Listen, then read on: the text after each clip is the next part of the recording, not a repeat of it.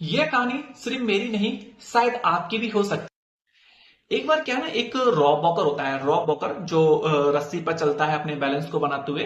तो एक बार क्या है, दो पहाड़ों के बीच में एक बहुत बड़ी रस्सी बांधी गई थी और रॉक वॉकर उस रस्सी पर चल के अपनी आर्ट, अपनी स्किल्स को दिखा रहा था।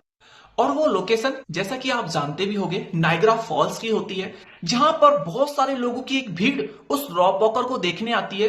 और उनके मन में डाउट आता है कि क्या ये सच में ये एक पहाड़ से दूसरे पहाड़ पर पहुंच पाएगा, क्योंकि उन दो पहाड़ों के बीच में एक बहुत ही गहरी खाई होती है और उन दोनों के बीच में बैलेंस करने के लिए सिर्फ और सिर्फ एक रस्सी ही होती है, जिसपे वो चलकर एक पहाड़ से दूसरे पहाड़ पर पहुंचे।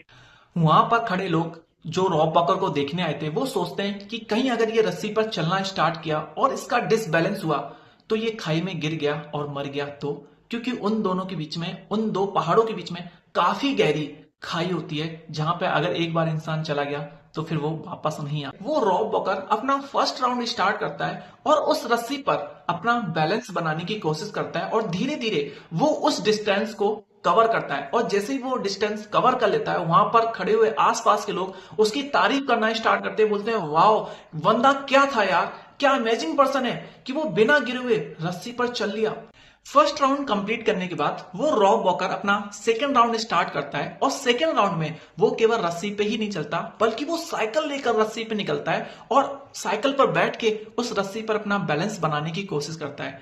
और देखते ही देखते वो क्या करता है, बीच में रुक जाता है और रुकने के बाद अपने बैग से दो ब्रेड निकालता है, ब्रेड पर सैंडविच लगाकर खाता है और खाने के बाद फिर वापस से बचे हुए डिस्टेंस को कवर करता है।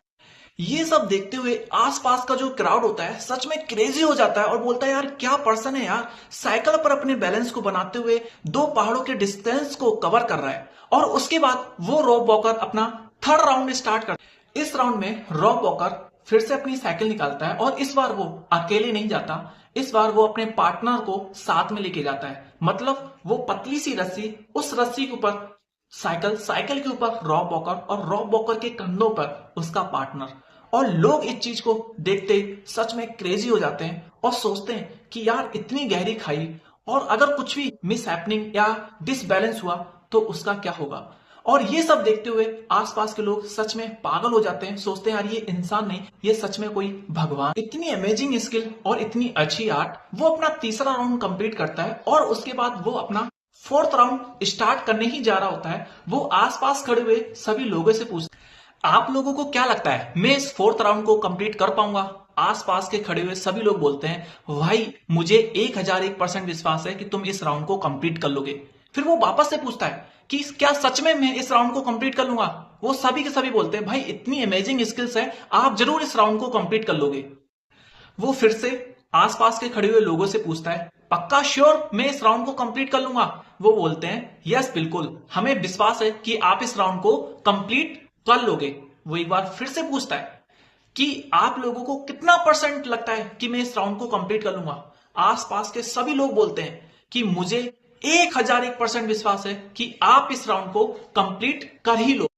फिर वो रॉक वॉकर आसपास के खड़े हुए लोगों से पूछता है कि इस फोर्थ राउंड में मेरे साथ मेरे पार्टनर की तरह साइकिल पर पीछे बैठकर कौन चलने के लिए रेडी है।